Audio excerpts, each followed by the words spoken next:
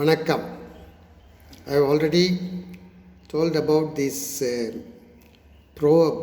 A little learning is a dangerous thing. A little knowledge is a dangerous thing. நான் ஏற்கனவே இதை பற்றி சொல்லும்போது அரைகுறையாக எதையும் தெரிந்து கொள்ள வேண்டாது. எந்த டாப்பிக்கு எந்த மேட்ரை பற்றி பேசினாலும் அதை பற்றி முழுமையாக தெரிந்து கொண்டு பேசுவது நல்லது. அரைகுறையாக தெரிந்து கொண்டு சொன்னால் அது மிஸ்லீடிங்காக அமைந்துவிடும், மற்றவர்களுக்கு பாதிப்பை கூட ஏற்படுத்தலாம். மிஸ்லீடிங்காக ஒரு மேட்ரையோ ஃபேக்டையோ சொல்லக்கூடாது. எது தெரிஞ்சுக்கிட்டாலும் அது ஃபுல்லாக தரவாக தெரிஞ்சுக்கணும். அதுதான் இந்த ப்ரோவர்பு. A little learning is a dangerous thing. A little knowledge is a dangerous thing.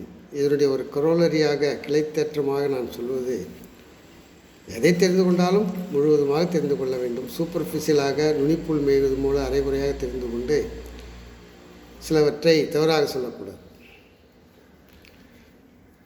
எல்லாவற்றையும் தரவாக தெரிஞ்சிக்க முடியாது, ஆனால் எது தெரிஞ்சுக்கிட்டாலும் அதை தரவாக தெரிஞ்சுக்கணும்.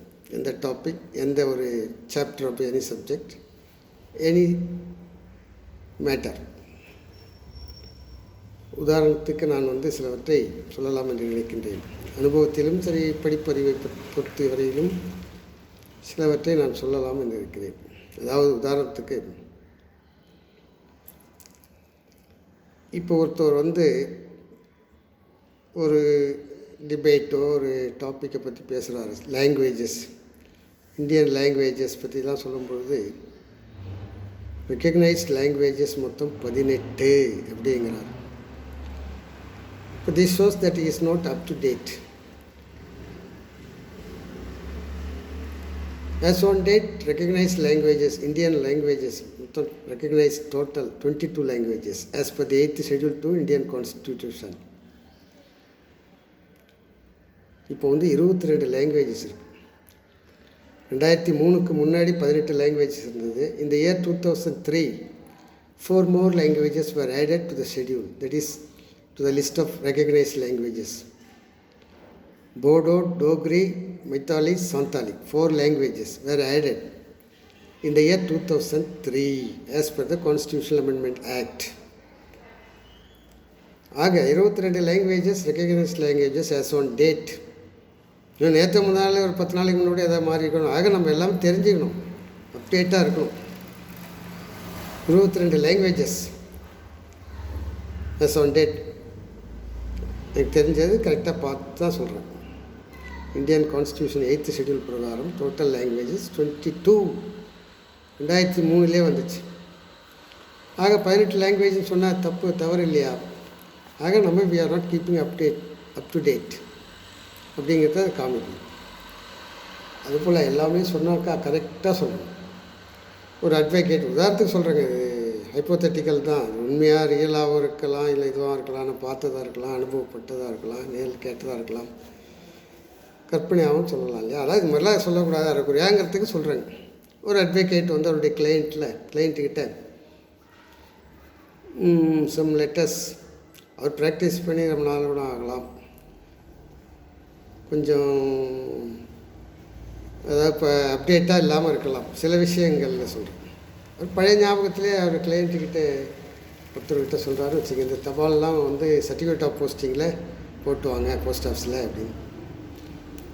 இப்போ is not keeping up to date அப்படின்றது இட்ஸ் கிளியர் இல்லையா? சர்டிஃபிகேட் ஆஃப் போஸ்டிங் போஸ்டல் டிபார்ட்மெண்ட்டில் was dispensed with already long back இந்த year 2011, February 2011 certificate of posting facility stop பண்ணிட்டாங்க.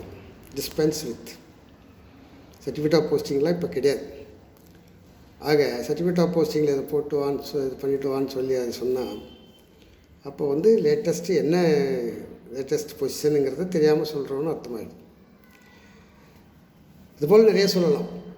இந்த good old 160 year Telegram service எல்லாருக்கும் தெரியும். பழைய ஜெனரேஷனுக்கு, புது ஜெனரேஷனில் லேட்டஸ்ட்டாக கொஞ்சம் இதுவும் வந்தவங்களுக்கெல்லாம் தெரியும். பிரிட்டிஷ் பீரியடில் ஆரம்பித்தது டெலிகிராம், ரொம்ப ஃபேமஸான பாப்புலரான டெலிகிராம் தந்தி. அந்த service long back dispensed with, discontinued. ஒருத்தர் பேசும்போது இது இல்லை டெலிகிராம் பற்றி ஏதாவது சொல்லும்போது ஒரு ஃபியூ இயர்ஸ் பேக் ஒரு 5 வருஷத்துக்கு முன்னாடி நிறுத்திட்டாங்கன்னு சொன்னால் தப்பு இல்லையா? July 2013 it was given a go by, goodbye. The telegram service was stopped once and for all in July 2013, 8 years ago. இல்லை இதெல்லாம் அதாவது சொல்லும்போது நம்ம தப்பாக சொல்லிடக்கூடாது. தெரியலன்னா கம்முன்னு இருந்துடலாம், அது போய் சொல்லாமல் இருக்கணும். அதாவது ஒரு இதை வச்சு தெரியாமல் இருந்துறது வேறு, தெரிஞ்சு அரைகுறையாக தப்பாக சொல்கிறது தவறாக சொல்கிறது வேறு. அதுக்கு தான் இந்த பழமொழியுடைய ஒரு கிளைத்தேற்றமாக நான் சொல்லுகின்றேன். இப்போ உதாரணத்துக்கு அந்த காலத்தில் சத்தி உடன்கட்டை ஏறுதல் இருந்தது, அது அபாலிஷ் பண்ணிட்டாங்க. ராஜாராம் மோகன் ராயினுடைய ரிஃபார்மேஷன் பீரியட் அதெல்லாம் பார்த்து எந்த வைஸ்ராய் பீரியடில் அது அபாலிஷ் பண்ணாங்கன்னும் போது லார்ட் டெலோசி பீரியடில் அபாலிஷ் பண்ணாங்கன்னு சொன்னால் தப்பு இல்லையா? லார்ட் பென்டிங் பீரியடில் தான் இந்த sati system was abolish, act pass. அந்த சத்தி சிஸ்டத்தை அபாலிஷ் பண்ணுறதுக்கு காரணகர்த்தாக இருந்த லார்ட் வைஸ்ராய், லார்ட் பென்டிங் அப்படின்னு சொல்லணும். டெலோசின்னு சொன்னால் தப்பு இல்லையா? ஒரு உதாரணத்துக்கு போஸ்டல் டிபார்ட்மெண்ட்டில் நான் ஒரு எஸ்எஸ்பியாக ஒரு டிவிஷனல் ஹெட்டாக ரிட்டையர் ஆகியிருக்கேன். டிவிஷனல் ஹெட்டாக இருக்கும்பொழுது ஒரு சின்ன அனுபவம். ஒரு எம்டிஎஸ் கேடர் அஃபிஷியல், எம்டிஎஸ்னால் குரூப் டி, இப்போ குரூப் சி தான். சென்ட்ரல் கவர்மெண்ட்டில் குரூப் டி கிடையாது. அதுக்கு முன்னே குரூப் ஏபிசிடி இருந்தது, இப்போ குரூப் சி, ஏபிசிடி கிடையாது. டி தான் எம்டிஎஸ். அவங்க குரூப் சியில் வந்துடுறாங்க. இப்போ குரூப் டி கூட குரூப் சி ஆகிட்டாங்க. எம்டிஎஸ்லேருந்து போஸ்ட்மேன் எக்ஸாம் நடத்துவோம். அப்போ போஸ்ட்மேன் எக்ஸாமுக்கு அந்த எம்டிஎஸ் அப்ளை பண்ணுறாரு. அவங்க சுப்பீரியர்கிட்ட, சுப்பீரியர்னால் ஒரு ஏஎஸ்பியா இல்லை போஸ்ட் மாஸ்டர் உதாரணத்துக்கு சொல்கிறேன், சிஎல் கேட்குறாரு. எதுக்கு சிஎல்னு கேட்டோடனே சிஎல் கேட்டு இது பண்ணுறாரு. என்கிட்ட சிஎல்லில் போகிறோம் சார், இதுக்கு போகிறோம் சார்னு ஏதோ அக்கேஷனாக என்னை பார்க்கும்போது சொன்னாப்புல, இது மாதிரி சார் இந்த எக்ஸாம் எழுதுகிறேன் சார், போஸ்ட்மேன் எக்ஸாம். என்னப்பா எதுக்குப்பா சிஎல் போட்டு போகிறேன் அப்படின்னு. சார் ஓபிசி சர்டிஃபிகேட் எடுக்கணும், அதுக்காக தான் சார். ஓபிசி சர்டிஃபிகேட் எடுத்தால் ப்ரொமோஷன் கன்செஷன்ஸ் ரிலாக்ஸேஷன் இருக்குல்ல சார் ஓபிசிக்கு அப்படின்னார். யாருப்பா சொன்னதுன்னு நான் சொன்னார். ஏம்பா நீ வேறு ஓபிசி சர்டிஃபிகேட்டு எடு, பொறுமையாக எடு, அதுக்காக சிஎல் போட்டு போகலாம்.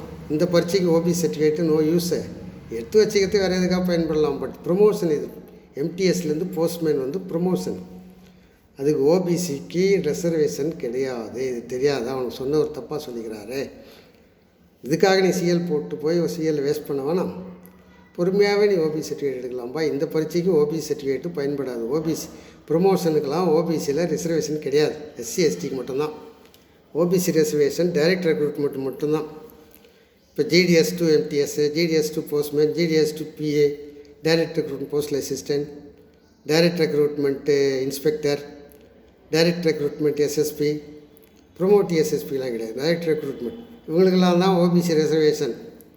இப்போ நாங்களாம் எஸ்எஸ்பி ப்ரொமோஷனில் வரோம், ஐபிஓஎஸ், எங்களுக்கெல்லாம் ரிசர்வேஷன் ஓபிசி ரிசர்வேஷன்லாம் கிடையாது.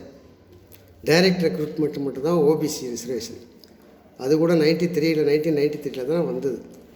ஆக ப்ரொமோஷன் ஸ்டேஜுக்கெல்லாம் ஓபிசிக்கு ப்ரொமோஷன் கிடையாதுப்பா. நீ வீணாக இப்போ இதுக்காக சிஎல் போட்டு போனால் நீ பொறுமையாகவே எடுக்கலாம். இப்போ இந்த பரீட்சைக்கு இது பயன்படாதுன்னு சொல்லி ஏன் சொல்கிறேன்னா, ஓபிசி ரிசர்வேஷன் ப்ரொமோஷன் போஸ்ட்டுக்கெலாம் கிடையாதுங்கிறது தெரியல அந்த அஃபீஷியலுக்கு, அவருக்கு கைட் பண்ண அஃபீஷியலுக்கு. சிஎலுக்கு போட்டு ஓபிசி சர்டிஃபிகேட் எடுத்துருவா, நல்ல இப்போ உனக்கு ரிசர்வேஷன் கிடைக்குன்னு சொன்னார். தப்பு தானே, அதுக்கு சொல்ல வர தவறாக சொல்லக்கூடாது எதுவுமே. அதே போல் நிறைய விஷயங்கள் சொல்லணும்னா எவ்வளவோ சொல்லலாம்.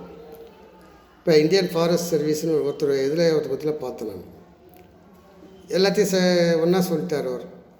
ஒரு கிராஜுவேட் ஒரு டிகிரி போதும், any degree for civil services exam, Indian forest service, Indian administrative service, Indian statistical service, Indian economic சர்வீஸ்னு எல்லாத்தையும் போட்டு எனி டிகிரி போதும் அப்படின்றார். அது தவறு. எனி டிகிரி சிவில் சர்வீஸ் எக்ஸாமுக்கு போதும், correct. Any degree pass, any degree BA, BSc, BM, anything, any subject. But Indian forest service அதில் வரல, சிவில் சர்வீஸில் வரல. சிவில் சர்வீஸ் ப்ரிலிமினரிக்கு மட்டும்தான் இந்தியன் ஃபாரஸ்ட் சர்வீஸ் காமனாக நடத்துகிறாங்க. மற்றபடி main exam interview for Indian forest service separate. Indian forest eligibility any degree கிடையாது. Indian forest சர்வீஸுக்கு எனி டிகிரி எலிஜிபிலிட்டி கண்டிஷன் எப்படி கிடையாது.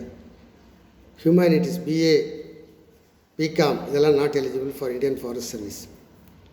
Science, mathematics, physics, chemistry, botany, zoology, forestry, agriculture இந்த மாதிரி டிகிரி தான் இந்தியன் ஃபாரஸ்ட் சர்வீஸுக்கு எலிஜிபிள். ஆக any டிகிரின்னு சொல்லக்கூடாது இல்லையா. அதே மாதிரி Indian statistical service, Indian economic service any டிகிரின்னு சொல்லக்கூடாது. இந்தியன் ஸ்டாட்டிஸ்டிக்கல் சர்வீஸ் எக்ஸாம் தனியாக நடத்துகிறாங்க யூபிஎஸ்சி. இந்தியன் எக்கனாமிக் சர்வீஸ் தனியாக நடத்துகிறாங்க யூபிஎஸ்சி. இந்தியன் எக்கனாமிக் சர்வீஸுக்கு MA economics, econometrics, applied economics, MA இதுதான் eligibility. Indian statistical service BSc with applied statistics, mathematical statistics or MSc mathematics, MSc applied statistics, MSc statistics like that qualification separate exams. ஆக இது மாதிரி தவறுதலாக சொல்லக்கூடாது.